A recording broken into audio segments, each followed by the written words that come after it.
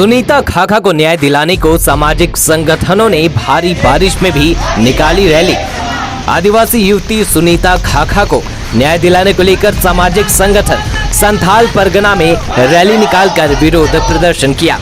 भारी बारिश में विरोध प्रदर्शन करते हुए युवक युवतियां डीसी कार्यालय पहुंचे। मानवता को शर्मसार करने वाली घटना रांची के अशोक नगर में गुमला की आदिवासी युवती सुनीता खाखा को बंधक बनाकर अमानवीय घटना और अत्याचार करने वाली घटना की निंदा करते हुए दोषी को सजा और पीड़िता को 50 लाख रुपए मुआवजा देने की मांग की।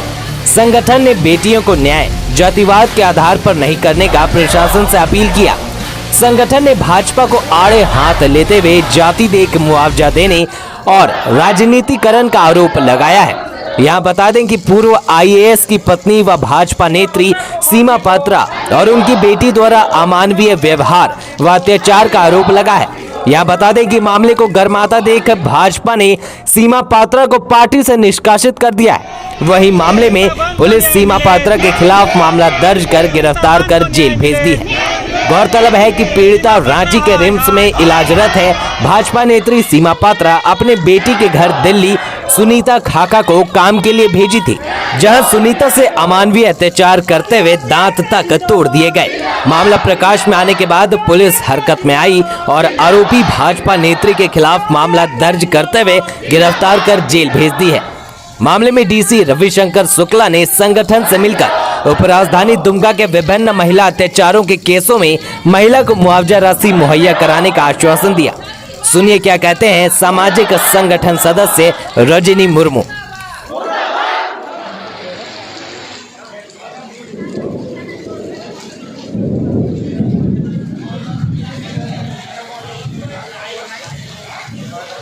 मुख्यमंत्री कहते हैं कि हम मेरी नजर हर मामले में है। आप क्या नजर देख रहे हैं? आपकी पुलिस किस तरह से समझौता कराती है हर जगह। जैसा कि उसका बेटा कह रहा है कि आयुष्मान 5 साल पहले भी वो अपनी मां के खिलाफ कंप्लेन करने गई थी थाना में, लेकिन थानेदार और बीजेपी का जो रसूख है अपने रसूख के दम पर वो मतलब कि समझौता कर लेता है और 5 साल बाद फिर वो सुनीता खाखा प्रताड़ित होने के लिए वहाँ उसको घर में रख दिया जाता है। इसके बावजूद उसके साथ कोई अभी मामला मीडिया में आया है तब जा करके उसको किया जाता है। इसके बावजूद मुख्यमंत्री का अभी तक कोई बयान नहीं आया है सुनीता के लिए, उसके लिए कोई संवेदना नहीं आया है। उनका मानसिक स्वास्थ्य बिगड़ चुका है, इसके बावजूद उनको कोई मानसिक स्वास्थ्य के लिए कोई उनको और बयान नहीं आया है। उसका मुआवजा दिया जाए जाति के आधार पर। जिस तरह से मैं ये नहीं कह रही हूँ कि लोगों को मुआवजा नहीं, ये अच्छी बात है कि हमारी बेटी दुमका की बेटी को मुआवजा के लिए घोषणा कर दिया मुख्यमंत्री ने, लेकिन सुनीता खाखा के लिए क्या कर दिया उन्होंने?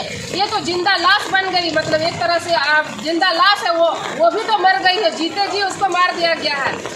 इसके बावजूद अभी तक मुख्यमंत्री ने उसके लिए मुआवजा की कोई घोषणा नहीं की, न ही उनके स्वास्थ्य के लिए, बेहतर स्वास्थ्य के लिए। उनका मानसिक संतुलन जिस तरह से बिगाड़ा गया, वो बोलने में असक्षम है, उसके दांत तोड़ दिए गए हैं, तो उसके लिए क्या किया है मुख्यमंत्री ने? कुछ नहीं किया है। और ये बीजेपी के बड़े बड़े जो नेता, राष्ट्रीय नेता जो यहाँ आकर के यहाँ लॉ एंड ऑर्डर का माहौल खराब करते हैं। दुमका का झारखंड जो है ऐसा जगह है जहाँ पे हिंदू मुस्लिम को लेकर के कोई लड़ाई झगड़ा नहीं होता है, इसके बावजूद यहाँ का माहौल वो लोग खराब करने का कोशिश करते हैं। चतरा में एक लड़की जो है काजल नाम है, उसके पे भी एसिड फेंका गया है और 27 दिन से वो वहाँ हॉस्पिटल में तड़प रही थी। उसके लिए बीजेपी का कोई आदमी, कोई नेता वहाँ उसके पास नहीं जाता है, क्योंकि आरोपी जो है वो हिंदू लड़का था, संदीप, है ना। तो इस तरह का जातिवाद और धर्मवाद जो खेल रही है बीजेपी इस देश में, और मुख्यमंत्री हमारे हेमंत सोरेन अपराध को जिस तरह से पुलिस यहाँ पे लापरवाही कर रही है, हर मामले में समझौता करा रही है। हम लोग कल भी नगर थाना एक लड़की का मामला लेकर चले गए थे, वो कह रही है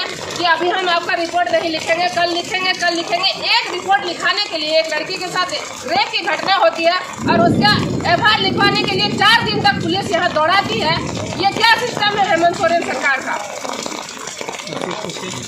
आप लोगों की क्या मांग है अभी? हम लोग ये चाहते हैं कि लड़कियों को धर्म और जाति के आधार पर बांटना बंद करे सरकार, और ये नेता जो है बीजेपी के या जेएमएम के जो भी है, ये लोग धर्म के आधार पर लड़कियों को बांट। हमारे साथ तो ये दिक्कत है, बीजेपी तो आदिवासी लड़कियों के लिए बोलेगी नहीं, है ना। वो अपनी लड़कियों के नाम पे राजनीति करेगी, अपनी लड़कियों के लिए तो बोलेगी नहीं, आदिवासी लड़कियों के लिए। और हेमंत सरकार किसी भी आंदोलन, उग्र आंदोलन जहाँ तलवार भांजते हुए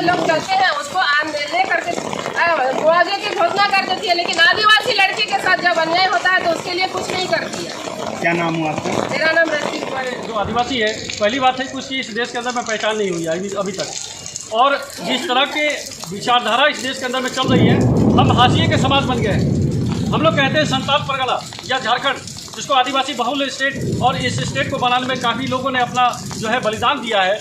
और आज हम इस 2022 में 75 सालों में जब से संविधान लागू हुआ है, और उस संविधान के अंदर में महिलाओं से लेकर के पुरुषों से लेकर के तमाम आदिवासियों के लिए जिस प्रकार के प्रोविजन और कानून बना गए हैं, लेकिन आज भी हम लोग असुरक्षित महसूस करते हैं। हमारी बहन बेटियां और हमारी माताएं जो है सुरक्षित नहीं है। ना तो वो बाजार में सुरक्षित है, ना तो वो स्कूल में है, ना कॉलेज में है, वो कहीं भी, वो जंगलों में भी सुरक्षित नहीं है। तो इस तरह की जो घटनाएं चल रही है कि जिस तरह की मानसिकता वाले लोग आज इसलिए भी हमारे साथ इस तरह का डिस्क्रिमिनेशन होता है, क्यों जाते हैं कि आदिवासी के साथ अगर हम कुछ भी कर देते हैं, जानवरों की तरह उसके साथ सलूक कर देते हैं, तो कुछ बोलने वाला नहीं है। लेकिन इस देश के अंदर में किसी धर्म विशेष के या संप्रदाय विशेष के साथ अगर इस तरह की क्रूरतापूर्ण व्यवहार होता है उसके बहनों के साथ या किसी भाइयों के साथ, तो पूरा देश खड़ा हो जाता है।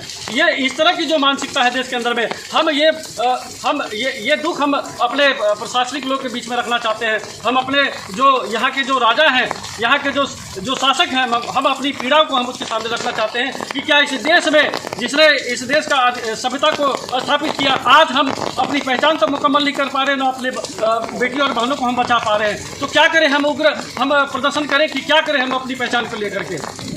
इसकी सुरक्षा कौन करेगी? ये जो सोशल जस्टिस है या सोशल सिक्योरिटी की गारंटी कौन लेगा? इन 75 साल के अंदर में आज हम आदिवासी संताल परगना में रह के हम संतालों की कोई ऐसी पोजीशन नहीं यहाँ पर आकर के कि हम कहेंगे दिस इज आवर लैंड, जिसको बनाने में हमारे लाखों लोगों ने इस पर अपना बलिदान दिया है। आज उस स्थान में हमारी कोई इमेज नहीं है कि हमारे बहू बेटियों के साथ, हमारे बहनों के साथ कोई भी किसी तरह का छेड़खानी कर लेता है। उसी प्रकार से अगर किसी भी अन्य समुदाय या समुदाय के या संप्रदाय के लोग के बहन बेटियों के साथ कुछ छोड़ दीजिए, वो जाति और धर्म के आधार पर वहाँ पर जो है दंगा खड़ा कर देता है।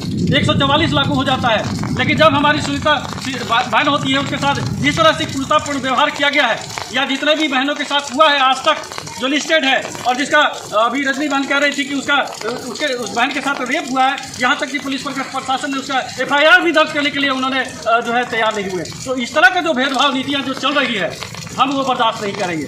क्या लगता है कि जब प्रेशर में सरकार आती है